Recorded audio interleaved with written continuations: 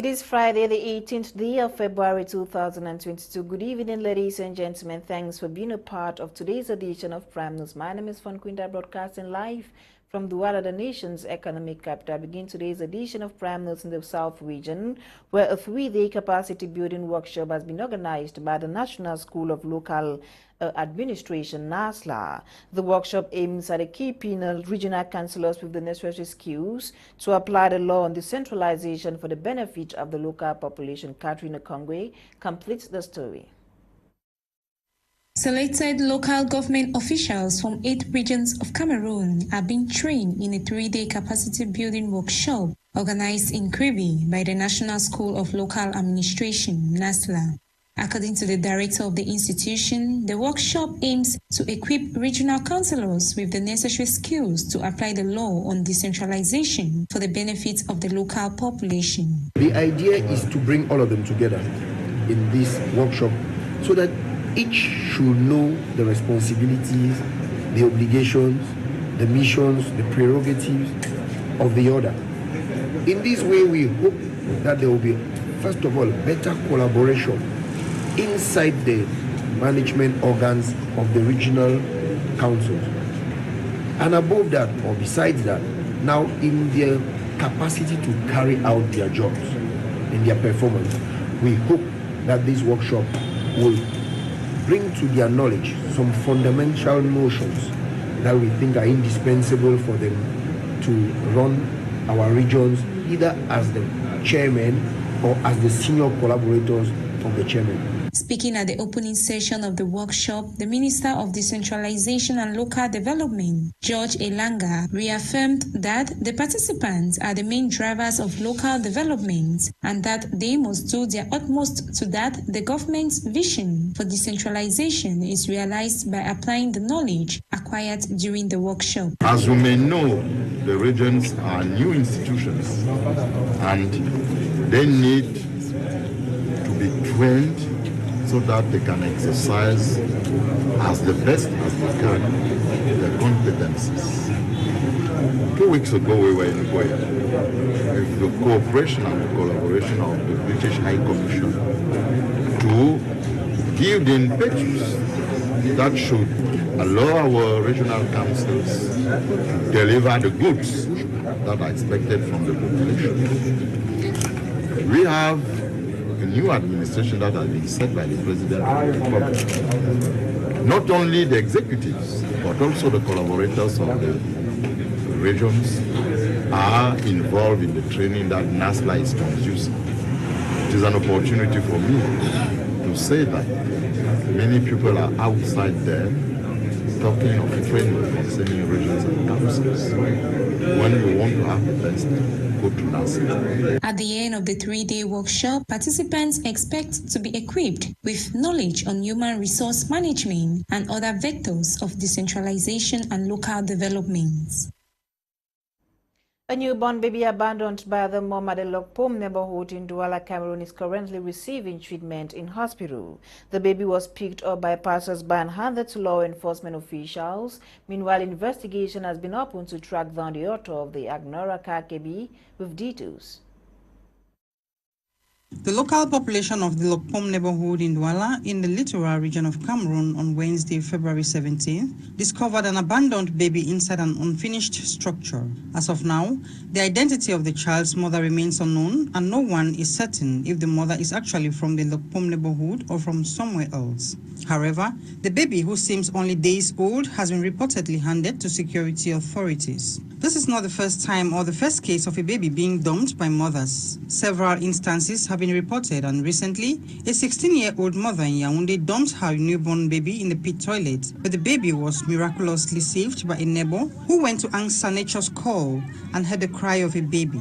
He immediately alerted the other neighbors, and with joint efforts, the baby was taken out alive and immediately rushed to the hospital for instant medical care. In addition, a 22-year-old mother in Fumbot equally dumped her newborn in the toilet recently, claiming she wanted to ease herself, and coincidentally, the baby came out. She was caught and the baby handed back to her and under strict surveillance. To think that while some women are soaking their pillows every night with tears of desperation due to their inability to conceive, others choose to waste the lives of precious babies after going through the motherhood journey of 9 months, as if to say babies' lives do not matter. And today's feature page, our center regional correspondent focuses on the issue of inheritance that often results in conflict between siblings. To better understand who can inherit in a bid to reduce the rate of conflict on inheritance, Colette Loom spoke with a legal mind on some parents in Yaoundé, the nation's political capital. Her report. It is a common practice in Africa and Cameroon inclusive to sideline the girl child from inheriting their parents' property with the notion that only boy children are eligible to inheritance. The case where a father, even while alive, usually keep his spouse and sometimes his kids in the know that only one of his sons would inherit his property. Mindful of the repercussions where the male child ends up squandering these assets, since the girl child in majority of cases are known to be more responsible and usually cared for inheritance diligently. I fear a girl being manipulated by her man, so I prefer the man. We know men are stronger. We don't say anything, men are stronger than women. So pregnant is man. Only a man should. At least the man is the head of the family. Even if he gets married outside, he still has to lead the family. He still has to be the head. If it's a woman, the person may slightly get into the hands of the man. More is always expected from women. Like, we're always expected to do better and do more. With that mindset, with that upbringing, we always kind of manage things that are given into our care better because we really, to the best of my knowledge, want to prove ourselves. And so in wanting to prove ourselves, we really do way beyond what is expected of us, as opposed to men who just have it kind of easy when it comes to the getting an inheritance part. So we need to come to a place where it's being qualified. Are you qualified to do that? I don't want to bring the prodigal son scenario right here because he got his inheritance and he rendered it zero. He brought it to zero. Meanwhile, there have been some people like other women in the scripture who actually took projects to the end. As far as the law is concerned, who is entitled to inheritance, the girl or the boy child or both? There's no difference between male and female when it comes to inheritance. Female can inherit the property of the father equally as a male boy can also do. But the problem here that if you lost a father, the procedure is that you have to pass through the court in order to have what we call a judgment. You demand the heritage. If you cannot do that, then you cannot inherit your father's property, provided where might be it's a polygamous home. So like in South, it depends for the family because there are some family that is the father that will appoint his successor. Like in some villages, if a father have got girl children, one will succeed him. And there are some villages in Bamina that the successor comes from the brother of the father. Like in some people, they cannot take their child as a successor. The villages are different. At the end of the day, whether the girl child or the boy inherit, both sexes should have a sense of responsibility and enabled to work hard and make their own ends meet. The Southwest Region King Black Welfare Association has graduated over 30 students in the domain of ICT and secretarial duties. Kuma Honorea, Southwest correspondent, attended the graduation ceremony and now reports. It is the 12th convocation ceremony of King Black Welfare Association, a leading institution in information communication technology in Limbe and Fako Division at large. Addressing laureates, the Chief Executive Officer and founder of King Black Welfare Association, Clement congratulated the laureates for hard work which has merited them the certificates received today. Another important aspect which makes this graduation unique is the fact that we are training our second batch of trainees in business technology, which is digital training to prepare our youth for the digital economy, which we have seen come especially because of COVID-19 that has plagued the world. On his part, the alternate member of parliament for Fako East constituency, Charles Eyum Sama, congratulated the staff for their selfless strides in building the capacities of the trainees and making sure that Cameroon emerges by 2035. He called on the graduates to make good use of the knowledge acquired during their training for gainful employment. The laureates were privileged to receive their end-of-course diplomas from the hands of the first Deputy Mayor of Limbe 1 municipality, alongside sub-divisional delegates from tutelage ministries affiliated with King Black Welfare Association. The first Deputy Mayor, Motombi Henry, called on the graduates to use the skills acquired during their training to create self-employment and to partner with other individuals to become entrepreneurs. Because truly, by my own understanding of the labor market, this is value added. You know, most of them studied this line of options when they had already gone to regular schools and had different certificates. And now I consider this as value added. Founded in 2008, King Black Welfare Association uses computer literacy programs to empower youths and women for sustainable development and positive change. The association has given study scholarship to the less privileged since its inception, thanks to the support from the Honorable Member of Parliament for Fako East constituency, Honorable Itombi Gladys Ikombe, who has been a veritable partner. The association has equally trained over 2,000 Cameroonians of all walks of life and created close to 1,000 jobs from 2008 till current date. Today, South One, the remains of Lebon Cornelius Fonga, described by many as a humble man and a role model who stood for peace, has been laid to rest at his Muya residence. Mourners and well-wishers turned out massively today to pay their last respect to Pa Lebon Charles Kiwa with details.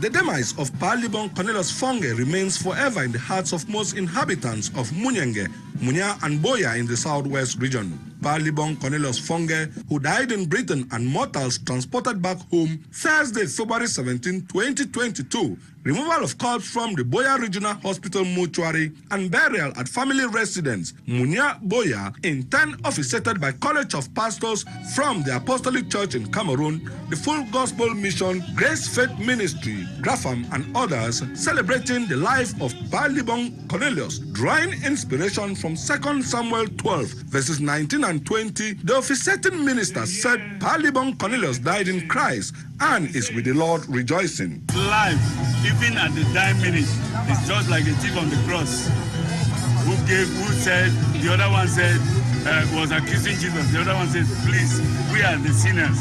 And turned to Christ and said, remember me when you... Christ said, now, right now, it's not when, it's now, you are with me in paradise. So he is now with the Lord. A true believer, many describe as one who taught all he came across never to forget the good things people do, exhibited an attitude of gratitude. When I call him for a help, I say, financial support is there. My work in activity is there. Now, I cannot more see. So I say, it's a gift to my own family. Pa Lebon Cornelius loved diplomacy more than vanity. Many say his personality to satisfaction given, he was humble and a role model who stood for peace. A humble man, I would say a role model, a man you will never know when he is extremely happy or when he is angry.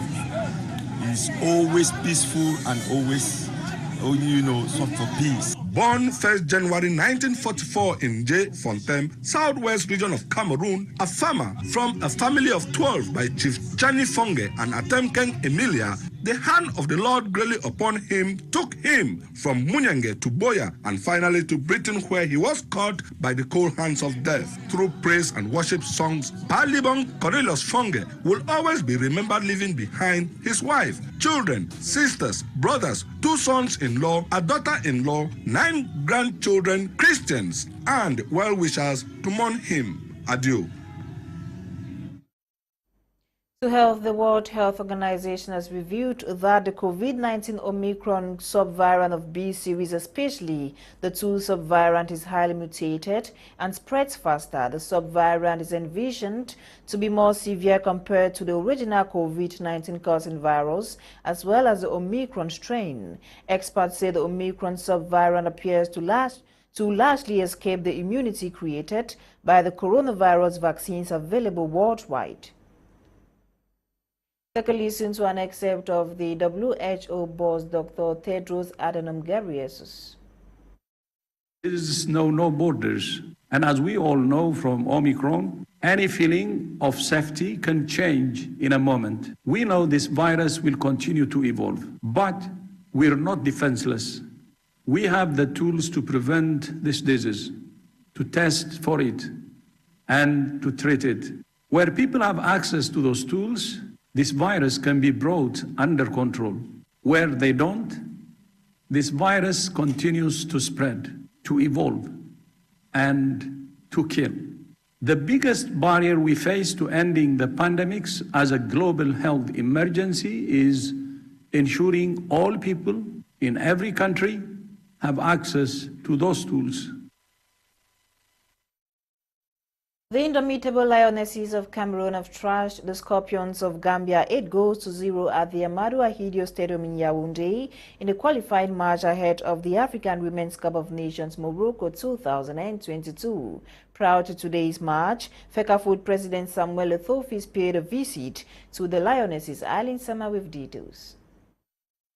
The president of the Cameroon Football Federation, Samuel Eto'o, on Thursday, February 17, 2022, visited the female football team of Cameroon, the indomitable Lionesses, ahead of their qualifying game against the Scorpions of Gambia in the second and final qualifying round of the Total Energies Women's African Cup of Nations Morocco 2022 at the Amadou Ahidjo Stadium, Yaoundé. The girls of Gabriel Zabo were boosted by the visit of their august guest Samuel Eto'o, who came to encourage them to put in their sweat and blood into the encounter, which will pave the way for them to be part of the continental tournament built for Morocco this year. The FECAFOOT boss also shared a meal with the Lionesses and their head coach Gabriel Zabo. It is worth recalling that the Lionesses had qualified for the second round of the qualifiers after thrashing the Central African Republic 3-0 on an aggregate score in home and away fixtures, while the Scorpions qualified after defeating Sierra Leone.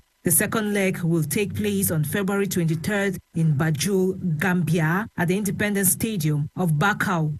It is worth noting that the top 4 teams from the tournament will qualify for the World Cup in Australia and New Zealand, and 2 more teams will advance to the Inter-Confederation playoffs. News out of Cameroon. Malawi has declared an outbreak of polio after a young child in the country's capital developed the disease in the first case of the white polio virus in Africa in more than 5 years. Details on these and more right ahead. We begin with updates from the European Union-African Union Summit, which kicked off in Brussels yesterday, February 17, 2022, where Africa's relations with other respective regions across the world is under the limelight. The summit has brought together close to 40 leaders from different African countries, as the European Union is seeking to solidify its economic partners around the world amidst Russia and China's influence in Africa. The EU is aiming to convince the 40 African leaders in Brussels that Europe is their most reliable partner by fleshing out an investment initiative that aims to mobilize 150 billion euros of public and private funds over the next 7 years. On day one of the summit, the president of the African Union Commission, Musa Faki Mahamat, reiterated the need for the African continent to strengthen its bond with the European Union for better economic progress. At the end of the summit this 18th day of February, a joint declaration on a joint vision for 2030 is expected to be adopted by participants. As leaders of the EU and AU were having deliberations, nationals of the Democratic Republic of Congo, Ethiopia and the Comoros living in Belgium staged a protest few meters from the European Council in Brussels, denouncing the political and social situations in their countries. The Congolese were the first to make themselves heard in front of mobilized security forces and blocking access to the council. Their demands were about what they have described as the balkanization of Congo. On the banners, they waved "Congo is united and indivisible," "No to the occupation of Congo Zaire," or "Don't Touch My Land. Opponents of the war in Tigray also spoke out denouncing war crimes in this region of Ethiopia, which has been in the grip of a deadly armed conflict for over a year. They called for the withdrawal of Eritrean troops from the conflict, accusing them of killings and sexual abuse of women. Let's conclude our tour on the African continent in Malawi, where the country has declared an outbreak of polio after a young child in the country's capital Lilongwe developed the disease in the first case of the white polio virus in Africa in more than 5 years. The strain found in the child in Lilongwe has been likened to one circulating in Pakistan, where the virus remains endemic as per the World Health Organization. It should be recalled that Africa was declared free of white polio in August 2020. The World Health Organization further said it was giving its assistance to health authorities in Malawi, carrying out the risk assessment and outbreak response, and also deploying the Global Polio Eradication Initiative Rapid Response Team. The last case of polio virus in Africa was identified in northern Nigeria in 2016, and globally there were only 5 cases in 2021. That report concludes today's edition of Prime News on My Media Prime Television. Coming up at exactly 7 p.m. is Prime Hour with Leonard and his team. My name is Fon Quinter. Have a great weekend in the company of more programs on the African Eye. Good night.